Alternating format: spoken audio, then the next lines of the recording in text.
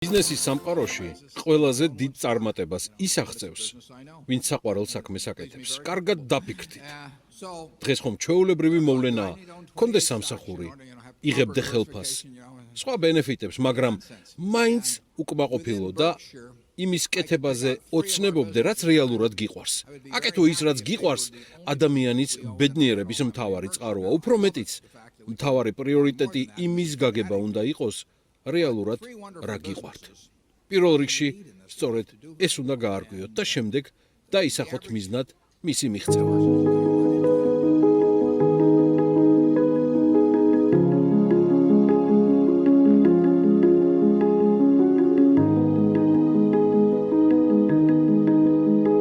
ბიზნეს მისაღწევ გზაზე პირველი ნაბიჯები მეორე მსოფლიო ომის დროინდელ ამერიკაში იწყება. ჯერ კიდევ მაშინ, როცა უოლ-სტრიტის ლეგენდა სულ რაღაც 11 წლის იყო. თანატოლებისგან განსხვავებით, ვერც ბეისბოლის თამაშით იღებლებოდა და დიდად არც კომიქსების კითხვა აინტერესებდა. მისი თვალსაჩინო ფინანსების უზარმაზარ სამყაროს ცნებოდა. ამავე ასაკში იყო პირველი ინვესტიციაც. მცირეწლოვანმა ბაფეტმა City Services $228 შეფასებული 6 პრივილეგირებული აქცია იყიდა. პირველ ტრანზაქციას პირველი მარცხიც მოხდა. გაყიდვის შემდეგ ამ აქციების ფასი 5-ჯერ გაიზარდა. იმედგაცრუების მიუხედავად არც ერთ წამს უკან დახევაზე არ უფიქრია. პირიქით, სავაჭრო შესაძლებლობების მასშტაბი კიდევ უფრო გააფართოვა. 13 წლის იყო, როცა მშობლიურ ომაჰაში ყოველ დილით ვაშინგტონ პოსტის გაზეთს არიგებდა და თვეში $175 გამოიმუშავებდა. მერე იყო მეორადი გოლფის ბურთების გაყიდვა. კოლექციონერების მარკების შესყიდვა რეალიზაციასაც არ იზარებდა. ძალები მანქანების გაპრიალებაშიც მოსინჯა. ფინანსების განკარგვის გამორჩეულმა უნარმა უკიდეგანი შრომის მოყვარეობასთან სინქრონიზაციით შედეგი მალევე აჩვენა. 16 წლის ბაფეტის ანგარიშზე მის მიერვე გამომუშავებული $53,000 იყო. სკოლის დამთავრების შემდეგ ბავშვობიდან დაგროვილი პრაქტიკული ცოდნის, თეორიასთან თანაკვეთის დრო დადგა. სტუდენტური ცხოვრება პენსილვანიის უნივერსიტეტის ფინანსების ფაკულტეტიდან დაიწყო. 2 წლის შემდეგ მშობლიურ შტატს დაუბრუნდა და ბაკალავრიატის ხარისხი 1950 წელს ნებრასკას უნივერსიტეტში დაიცვა. განათლების გზაზე არ გაჩერებას კოლუმბიის უნივერსიტეტის ბიზნეს სკოლა მოჰყვა. სრულიად მოულოდნელად იქ მისი როლ მოდელები დახვდნენ ბენჯამინ გრეჰემი და დევიდ დოდი. აგვისტოს შუა რიცხვებში მათ ასეთი წერილი მივწერეთ: ძვირფასო პროფესორო დოდ, თქვენ და ბენჯამინ გრეჰემი გარდაცვლილები მეგონით, მაგრამ ახლა როდესაც გავიგე, რომ ცოცხლები ხართ და კოლუმბიის ბიზნეს სკოლაში ასწავლით, ძალიან მინდა თქვენთან სწავლა. და მათ მიმიღეს.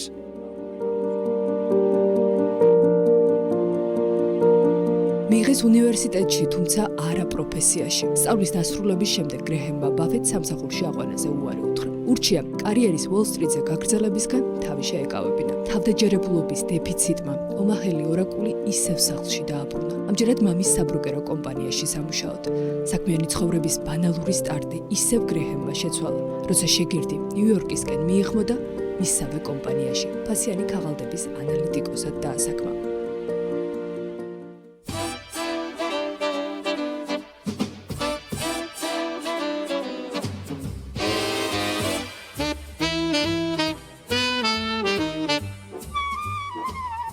სწორედ იქ, მსოფლიოს მთავარ ფინანსურ ცენტრში დაიწყო უოლ-სტრიტის მომავალმა გურუმ, მისი საინვესტიციო ფილოსოფიის განვითარება. ვორენისთვის ღირებულებაზე ორიენტირებული ინვესტირება ყოველთვის რაღაც უფრო მეტი იყო, ვიდრე მცდელობა.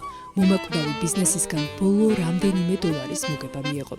ფოკუს ძირითადად იმ კომპანიებზე ასწორებდა, რომლებიც სხვა ინვესტორების მხრიდან სათანადოდ შეფასებული არ იყო. საინვესტიციო საზოგადოებაში ორი სუპერ გადამდები დაავადება არსებობს: შიში და სიხარბე. ამ ეპიდემიების გავრცელების დრო არაპროგნოზირებადია, თუმცა ჩვენ არასდროს ვცდილობთ გამჭრიტოთ ამ დაავადებების გავრცელება, ან უკუქცევა. იყავით ბრთხილი, როდესაც სხვებს იპყრობს სიხარბე და იყავით ხარბი მაშინ, როდესაც ყველა სხვა სიფრთხილეს იჩენს. ამ ფილოსოფიის ერთგულებით დგამდა ყველა მომდევნო კარიერულ ნაბიჯს. კომპანიაზე აფუძნებდა და ბოლოს იმდენი მოახერხა ბიზნესის კეთების მისეულმა ხედვამ 30 წლის ასაკში პირველი მილიონი მოუტანა.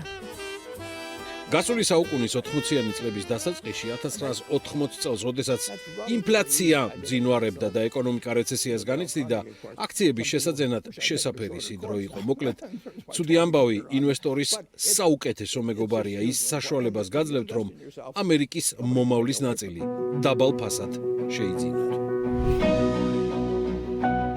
ამერიკის მომავალი საქმიანი ცხოვრების მთავარ თანამგზავრთან ერთად შეიძინა. ჩარლზ მანგერთან ერთად ბაფეტმა გაკოტრების პირას მყოფი ტექსტილის საწარმო იყიდა, რომელიც გლობალურ გიგანტად და პლანეტის ნომერ პირველ საინვესტიციო კომპანიად გარდაქმნა.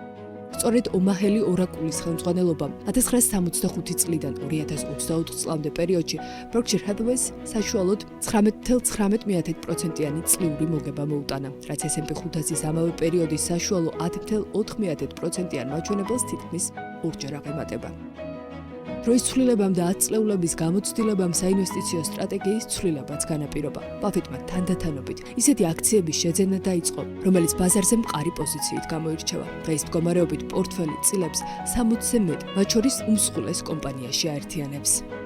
ამის მიღმა ბოლომდე არც დივერსიფიკაციის პრინციპი დაუცავს. Berkshire-ის აქციების 86% მხოლოდ 8 კომპანიაზეა გადანაწილებული, მათ შორის ისეთ გიგანტებზე, როგორიცაა Apple, Amex, Coca-Cola, Bank of America თუ Chevron. $1.1 ტრილიარდი საბაზრო კაპიტალიზაციით Berkshire დღეს პლანეტის მერვე ყველაზე მდიდარი კომპანიაა, საიდანაც ფილანტროპი ბიზნესმენი აქციების 85%-ს საქველმოქმედო ფონდებს გადასცემს. ყოველ შემთხვევაში, ასე იყო აქამდე. ამიერიდან კი კომპანიის ისტორიაში ახალი თავი, ახალი მმართველის ქვეშ დაიწერება. 94 წლის ასაკში კაპიტალის ლეგენდა მთავარი საინვესტიციო სცენის მიღმა ინაცვლებს. CEO-ს თანამდებობაზე კომპანიის აღმასრულებელი საბჭოს ვიცე-თავმჯდომარე გრეგ აბელი ჩაანაცვლებს, რომელიც ბაფეტმა თავის შემცვლელად ჯერ კიდევ 4 წლის წინ აირჩია. ჩემს ასაკში წარმატებას თქვენც იმის მიხედვით შეაფასებთ, რამდენი ადამიანი გეყვარებათ სინამდვილეში. შესაძლოა გიფიქრიათ კიდეც ვიყიდი სიყვარულს $1,000,000-ად, მაგრამ ასე არ ხდება. უბრალოდ სიყვარული უნდა გასცეთ და რაც მეც გასცემთ, უკან მით მეტი სიყვარული დაგიბრუნდებათ. სიყვარული ორმხრივია. Wall Street-ი ყველა დროის ყველაზე წარმატებულ ინვესტორს ვერთმობს.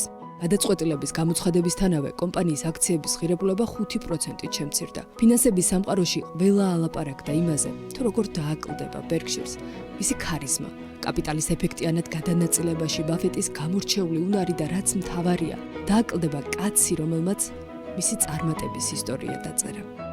რა იქნება და როგორ იქნება, ამას წლები გვიჩვენებს, თუმცა დრო ვერც ახლა და ვერც მომავალში ვერ შეცვლის მის როლს ინვესტიციების სამყაროში, როგორც გამორჩეული გონების პატრონის, ინოვატორის, რომელმაც ინვესტორების აზროვნება ძირეულად შეცვალა, თავისი მიდგომებით, ჩვევებით, უბრალოებით და კიდევ ვიცით რით, მისი საყვარელი ლექსით, რომელსაც ბაზრის ყოველი ვარდნის დროს გამუდმებით იმეორებდა. თუ შეგიძლია შეინარჩუნოს სიმშვიდე მაშინ, როდესაც ყველა თავს კარგავს.